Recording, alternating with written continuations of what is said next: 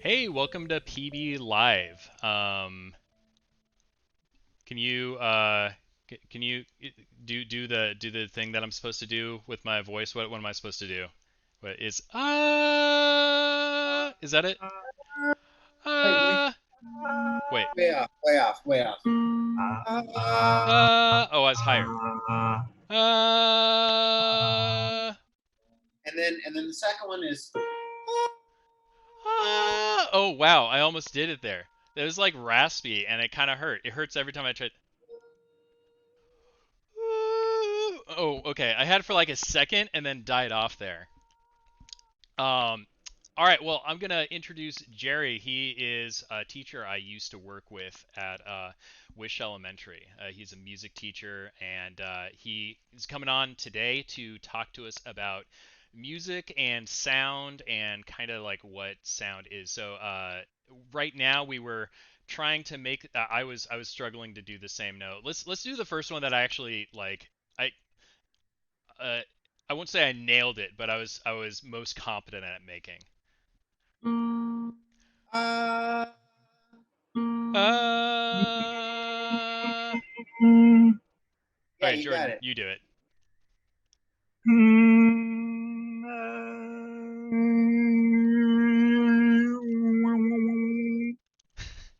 I'm Uh, I'm making actually, I'm frequencies. really glad that you did that because that's going to lead in to what we're talking about. Because you, Ooh, Jordan, didn't just go. You kind of did this thing where, and it changed how you sounded, even though you were singing the same note the whole time. well, it was the same note. Get that on record. It was the same note. yeah, we're all singing the same note. And what note is that? The B flat. B flat. D Uh, flat. that's the flat symbol is like the little. It looks kind of like a little like lowercase b, right? But it's like, Yes. but it's Yeah. like I'm gonna try. I'm gonna do like B flat. I think that's what it's supposed to look like there. I'm drawing it on this whiteboard here. Let me Um, check. so Yeah, that's right. yeah, so we're all making the same sound, but our voices sound different. So what I wanted to ask is what makes our voices like what is it about our voices that even though we're making the same note, we're not making the same sound? Like what is it about sound that makes them sound different even though they're the same note? And I guess that means we're going to be talking a little bit about like what a note is, but also like talking about like what is a sound and what makes sounds sound the way they do.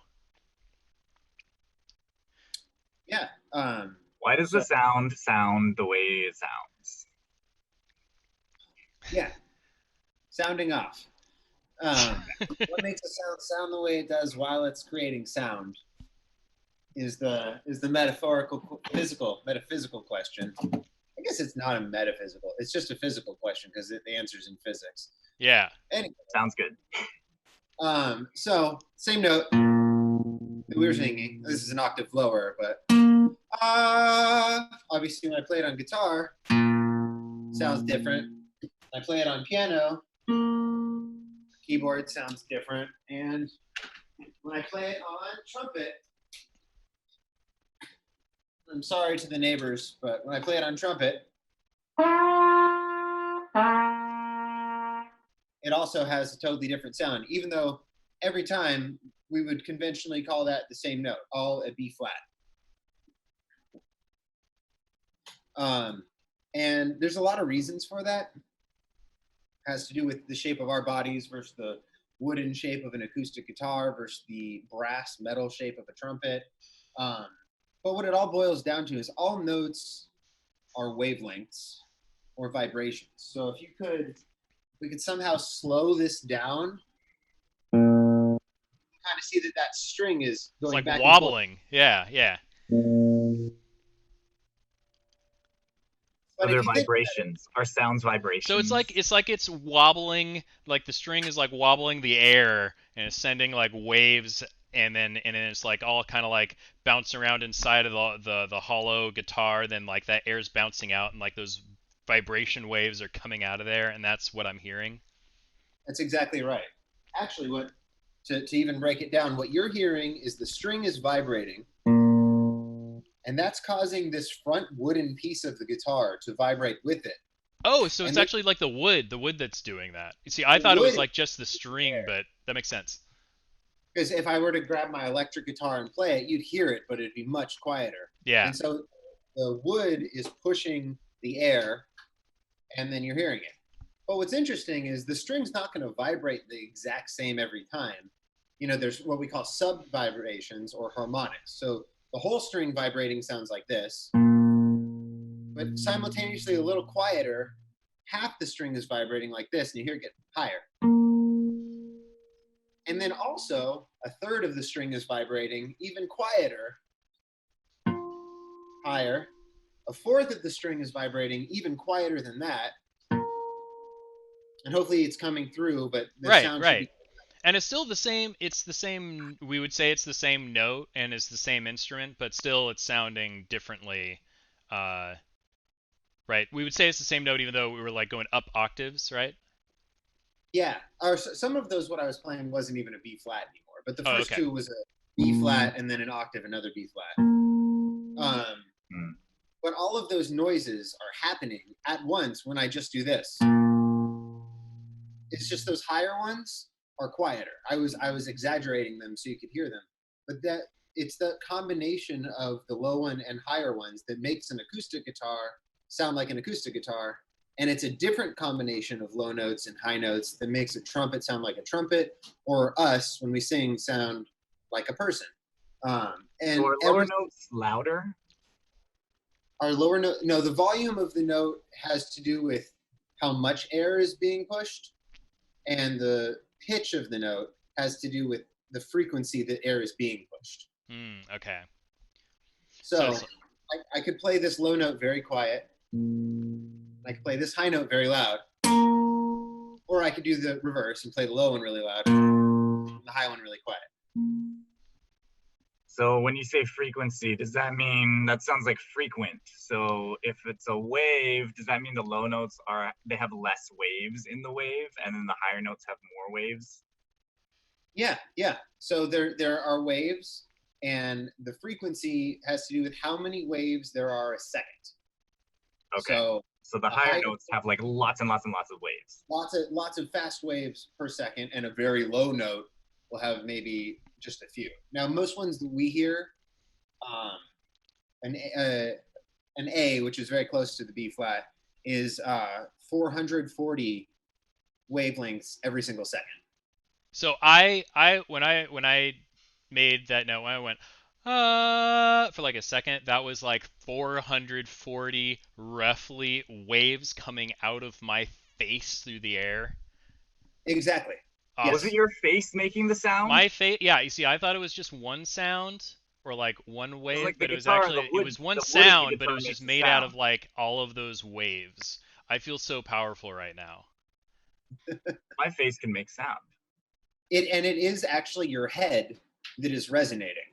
So your vocal cords are the ones that are doing the vibration in your throat, but it is your whole body, but predominantly your head that is vibrating the air. So my face is like a guitar. It's like your hollow body guitar, and it's like my whole face is just like My face is a guitar. I'm just gonna go ahead and I This is not a simile. This is I'm feeling really good about myself right now. my face is a guitar. With that, actually, I might jump into the screen share and we can compare your Cool. face to a guitar, actually looking at a visual representation of these wavelengths. So, Awesome. Well, I'm ready for you to do that. in a moment, I'm going to screen share. Can you see my computer now? Yes. Yes. So what are we looking at? What we're looking at here is various instruments by color, all doing the same note. And where it says low and high, and I know I spelled high just as in the hi hello kind of way, but that was just a shorthand for me. I forgive you this time. But if you look here, GH is my name, Gerry Hirschfeld, singing ah low. This is me singing ah high. AD stands for Aaron Deering. Do you go by Mr. Deering, Mr. Aaron? I just go by Aaron on here. It's fine. Okay. So AD stands for Aaron, singing the low. Here you have trumpet doing a low note, trumpet doing a high note. AC stands for acoustic. EGTR stands for electric guitar. And then down at the bottom, I have what's called a sine wave. And a sine wave doesn't ever happen in nature. So we're actually going to start with that one. So a sine wave, is that describing like the shape of the wave? Like are those waves that are like kind of curved, or what does that mean? Or maybe you're going to explain that. That's actually a good question. I'm not sure. I mean, I know that sine is typically referring to the wave shape. Yeah, if I were better at math, I could probably answer this question better, but I don't know if I assume it's the same. yeah. The term comes from using synthesizers, and its most simple oscillation pattern is a sine oscillation, and it probably does create a wave shape that is a sine wave shape, but I don't know it. Forgive me if you hear a dog barking in the background. I've decided to forgive you. Mine's falling asleep right now. So, as we were talking about how a guitar or our faces not only create the low note, but there's a myriad of higher notes. A sine wave is unique in that it is only that one wavelength. There's no what we call harmonic overtones. And to show the comparison, I'm going to show you a sine wave, and we'll do an acoustic guitar. We'll do those two. So what I'm going to pull up here is a visual representation of the wavelength. Wherever you see these things come up, that's the frequency that the sound is happening at. So remember we talked about how Aaron was making a sound at roughly 440. That would be close to the 500 right now. We'll see a blip. So if I saw it so I see like that popping up right there, like around 100. That means that like there's a lot of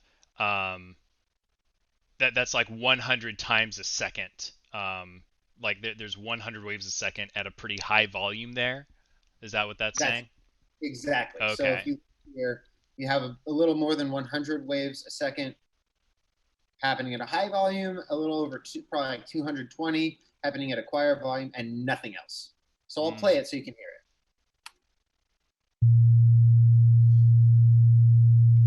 Oh, it kind of sounds like when you get your hearing checked. Right, and it's so cool to think that like that sounds just like one sustained long sound, but it's really just like it's like 100 waves a second. It just sounds like, or I think I got close to that. It's just that like low humming. That was exactly it.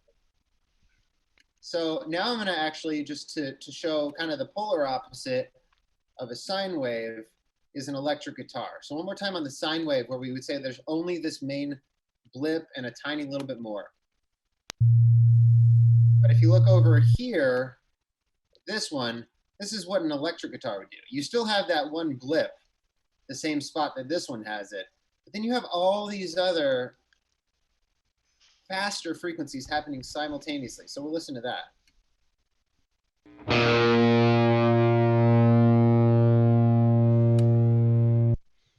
And that sounds like an electric guitar. You hear that and you would know. However, if we were to only isolate, and what this is going to do is just show us So what you were This showing way. us right there is that the guitar sound is it's like a bunch of sounds. It's like a bunch of different uh like frequencies all at once that like That's when put together it's like a sound sandwich. yes, Sound sandwich. And now A you're yes. just taking out delicious sound now sandwich. you're I just just came taking up out with the that right bacon. now. I'm pretty proud of myself. Sound sandwich could be a So all good those like. other pieces of the sound sandwich, those are other notes or are those are the same note? Those are higher pitched notes. As we go this way, it gets to higher pitched notes. So what would So happen if you just took out that part that's the same? Would those sound would those would this sound that the guitar is making be a different note? Or would they be yes, and I'm going to show you these alone in just a second. I want to start with Cool. just isolating the same thing as the sine wave. So again, here is the sine wave right here. Sounds like that. Now I've isolated the same frequency on the guitar. Delicious. We just heard the bread of our sound sandwich. And it sounds the same as the sine wave almost. A second ago, it sounded like a guitar. Now, if I don't do this, but when I just hit this low thing, bread is the same as the sine wave. the bread is the same? Now, Jordan, you wanted to hear the opposite of that, where you didn't hear the bread. You only get, I guess. Yeah, because it seems like what you were saying is that one part of the sound sandwich is what actually makes it the same. Right. So what we're So going if to you hear take is that kind of out, like then the rest of it if you is have like totally one of those just different protein stuff. burgers where like instead of bread you have just the lettuce wrapping it. Like that's what we're about to hear. We just removed the bread. Like if I had a bologna sandwich and then I took out all the bologna, there's still a bunch of stuff there. Yeah. And then I put in like a little bit of turkey, and then now suddenly it's like only one part is different, but it's just like a turkey sandwich. Exactly. Now. Well, Wow. let's hear it. Let me see if I can broaden this to really emphasize cutting out this one part. And now if I put it back in, not too different, actually. They're pretty similar. If I broaden this enough, though, you'll start hearing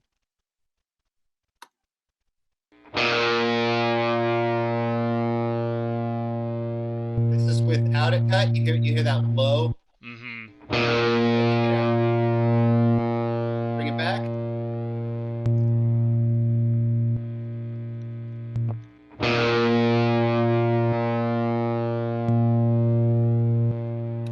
And what you're hearing cut in and out is just this noise. Oops. So see if you can listen to that and pick that up coming in and out. On, here it comes back. Yeah, I can hear the difference. One thing that's kind of interesting that a lot of video games will do for when you're wearing headphones is to make you feel like a sound is behind you is the sound isn't actually moving in your headphones, but they'll actually mess with the frequencies because if a sound is like right behind your head, you're hearing different frequencies than you would if it were like right in front of you, and they'll actually cut out.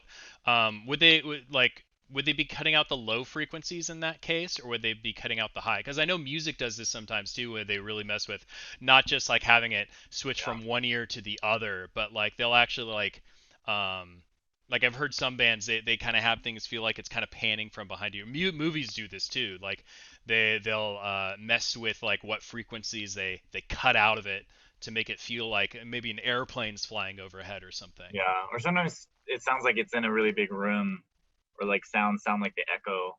Yeah. In a really big space, and then sometimes it sounds very like close to my ears. You know what? I wasn't planning on doing a dive on that, but that might be pretty cool to talk about. So there's a few different things. There's sound sounding close, far, in front of you, behind you, maybe outside or inside, or in a big or small room. And there's various things that you do to mess with the sound. Or in another room, like the room next to you. I know a lot of the time, like a lot of time they'll cut out all the high parts and you hear just the muffled stuff. Is that like my layperson's understanding is that it's because like the lower frequencies pass through walls while a lot of like the higher frequencies don't, but am I wrong there, or is that like kind of? No, you're absolutely right. And even if you look at this, we're going to play this guitar again. Um, there's more information in these big ones, in these lower ones, than there are in these higher ones. So this is if you're in the same room. I'm going to turn on this. Now it'll sound like it's coming through a door. You can even It does, exaggerate yeah. it.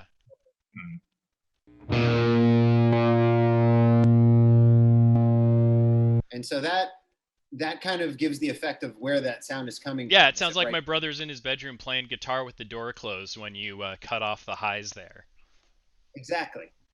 Now, if we want to put the guitar in a room per se, that has to do with what we call reverberations, Mm-hmm. or the sound bouncing back at you. So I'm just going to put on this fakes a reverb. So I'm going to play it once without it, and then let's get a big giant room. How about big room? That seems Big room appropriate. sounds like a big room. Yeah. So here's again without it. Now I'm going to put on this, and it's going to sound like it's in a big room.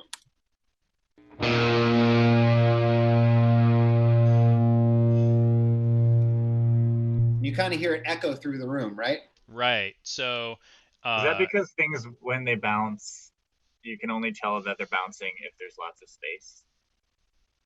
Because So like if something's bouncing and it's really close to me, it's not gonna like, well, I don't know, I'm thinking not gonna anytime I've travel seen that waves much. like at the beach, I mean, it kind of like it's not exactly the same, but it's kind of similar when you see like waves and they bounce off of like a wall, and then you see the waves kind of bounce back, and it's you kind of get less of that wave bouncing back, but you still like you see it hit a thing and then it comes back. And it's kind of like a that's exactly diminished what it version of the wave that's coming back, and you're kind of doing that with sound. Is that right? That's exactly what it is. As we talked about, there are wavelengths that are air moving, and it hits a wall, and it comes back. And so, as Jordan was pointing out, a big room, there's more time for the air to hit it and come back, so you notice it more. Again, this is in the big room. Now, I'll put it in a small room because you still will notice, but it's not going to be quite as big. Let's see if we can find a small room. Dense Studios probably one like Yeah. that. So when I pause it, the sound cuts out almost immediately. But when I go back to the big room, oh, that's not the big room. Sorry. Let me go back to the big room. Here it is. It'll last a little longer. It takes a second for it to fade out. Like, and that's because the sound waves are bouncing off a wall and taking longer for it to come back. Right. And Right. and the theory behind that is it helps us, it helps humans know the size space of that we're in. So if we're in a cave back in the day, you would know how deep the cave goes, kind of like a bat would use echolocation. You would hear the reverberations in the cave and have a general sense of how deep it is. Okay. That's awesome. Yeah, and I'm just like I'm imagining still with like the same like if you're in like a pool and, like a pool actually like makes sense too. Like if I jump into a pool or if I like cannonball into it, then if it's a really big pool, then like the waves that I send out are going to like hit like the sides of the pool and then bounce back to me, and like those waves that are coming back to me are going to take a longer time if it's a bigger pool. Um Right. and at least for me, it kind of helps me think of like what it looks like visually there, because we can't see sound. We can hear it, but we can't really see it unless we've got a program like this, and we can actually like kind of see the sounds moving. Um, Yeah, no, we have the benefit of this. And yeah, on that, why don't why don't Aaron and I compare our voices? yeah, because I recorded something this Wait, morning and really sent it to quick. you. So in the pool though, like the waves, they stop eventually, right? Like what makes the sound waves stop moving around?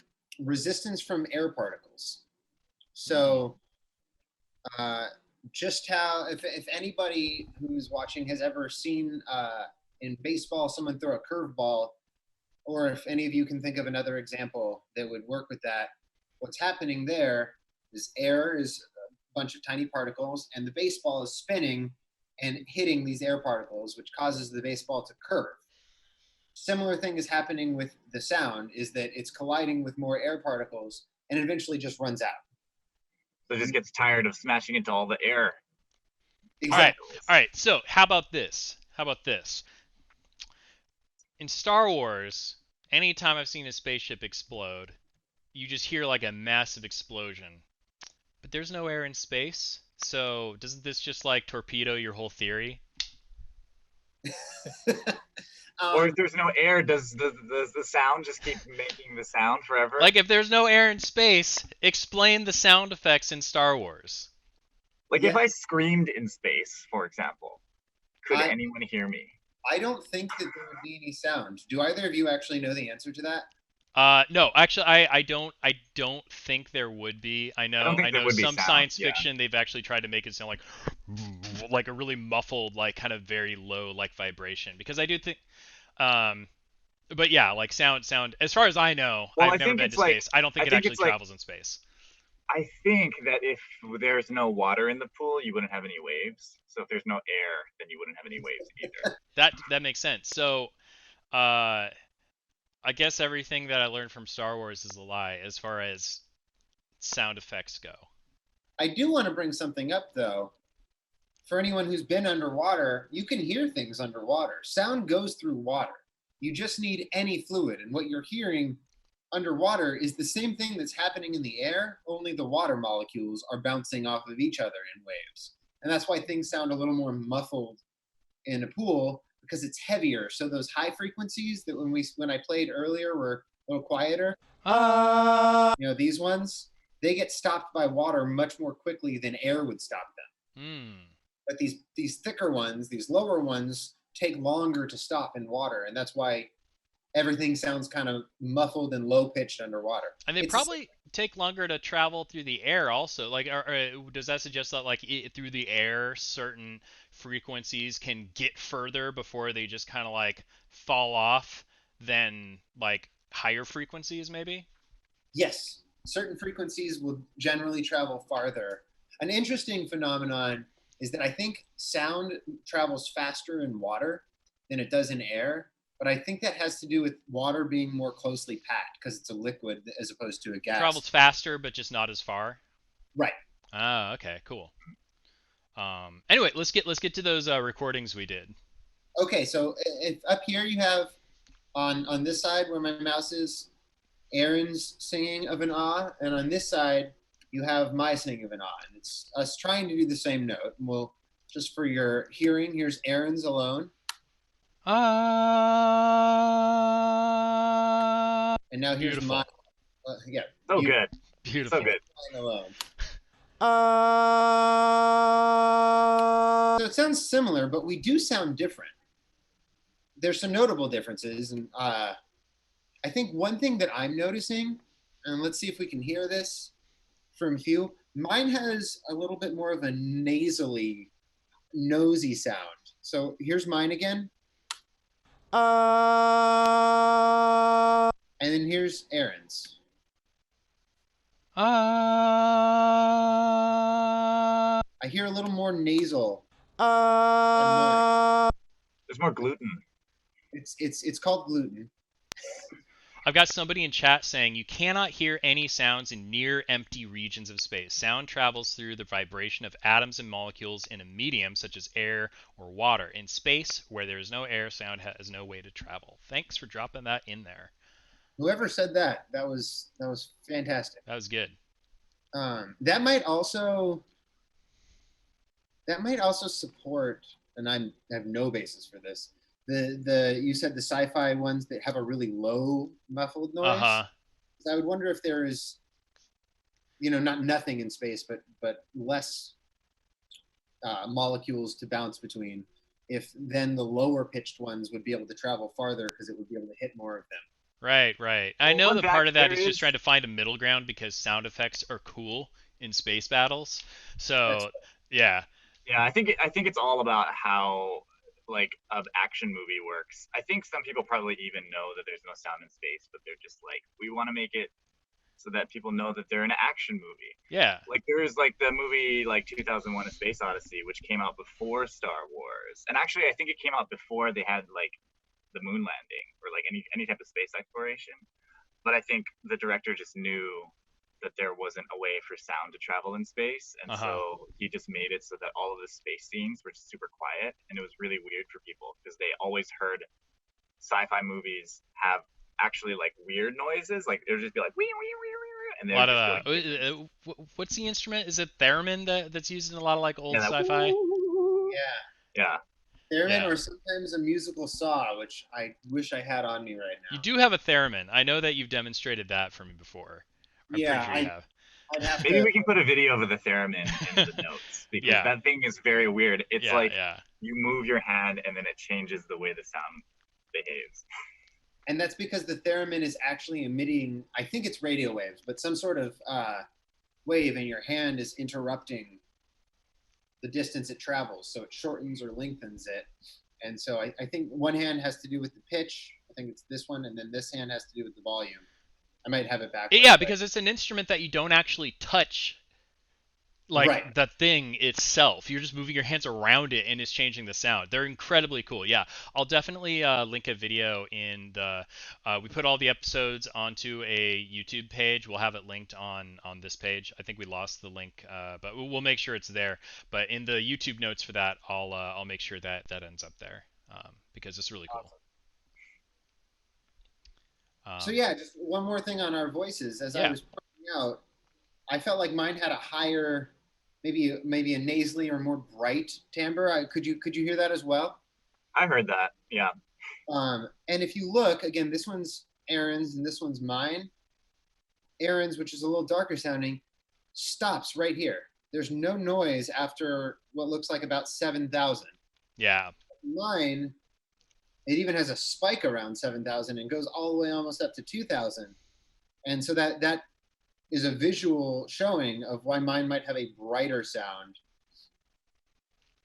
Yeah, And and I then think I think it's partially because like my microphone only picks up like we're seeing it kind of doesn't pick up anything higher than that point. Well, I think you have like since you're like a musician, you have a microphone for like recording your voice in a way that like captures all of the frequency range there. right. So yeah, I think the microphone. Let me see if I can't shrink this with this. Okay. Um, yeah, Yeah, my I bet my mic would be like even smaller Yeah. because I have probably just I'm just using the regular like built-in one. I don't have like an external mic like Yeah. I most was also people trying to are using. like make that note from like here also kind of um like I felt like kind of like more from like below my throat, my chest like was whereas like kind of pushing the air out. I don't think I was like um so I don't and you can see that in yours. Like this is happening. You yeah. get a lot right here, Uh and then you also get this one. Let's hear what this one sounds like all alone.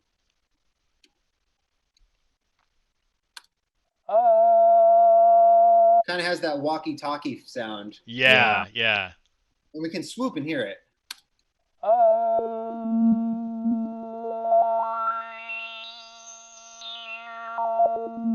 So those are all the sounds that you're making simultaneously when you're just going, ah.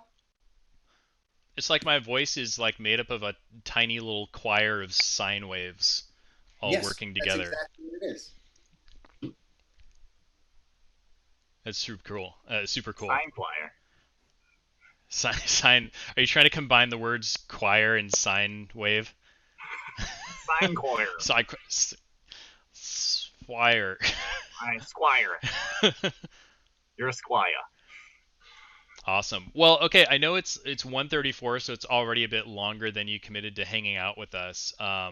But is there anything else you wanted to show us, or is that about it? Because otherwise, there's another link that I wanted to share with everyone that they can check out and kind of play with and see all of. Ooh, let me switch my camera view here. Another site where people can kind of experiment with this stuff on their own. No, no, that's. I mean, if you have any questions or you want to discuss any of that, I'm happy to chat. But I Yeah. think Awesome. perfect time. link Well, to that. this musiclab.chromeexperiments.com, and I think if you just like Google music lab spectrogram, music lab spectrogram, you'll find it at the top result. But this is a website that we'll put in the notes. If you click on any of these, you can. Oh, this one is click and drag. I can click and drag up and down to make high frequencies and low frequencies. I think those would be sound waves, or I mean sine waves, because it seems like just like one frequency that we're hearing depending on where I click. But you can also click on like a harp, and you can see all of the different frequencies that make that harp's voice, kind of. Um, and when you said timbre earlier, you're talking about basically like an instrument's voice or like your actual voice, right? Is that like kind Yeah, of how you describe that? timbre. I think the tonal characteristics, which is to say, the harmonic. I mean, there's other things that do go into it, but one of the things is like the harmonic series that happens. This quieter, higher noises are Right. The harmonic is like all of the different parts together. Exactly. And I think if you want to try to do what we did, if you click on the little microphone button here, I'll say allow use microphone. And it actually does exactly what we just did. And it's actually still doing it right now for me. It's like showing me like in a 3D visualization here all the frequencies that my voice is making. So you can kind of check out what your own voice looks like and all the different frequencies that make up your own voice if you try this out. So it's really cool. We'll put it in the notes. A voice portrait. Music Lab, Chrome. I think I did music lab spectrogram, and it takes you here, and it's really cool. Play with it, check it out. Thanks for coming on, Gerry. Thanks for joining us, Jordan. Also, you asked a lot of questions that I probably wouldn't have thought of asking. yeah. Um, Thanks for having me. yeah, this is super Thank fun. you. All right, see you later, everyone. Bye bye. See you Bye. next week.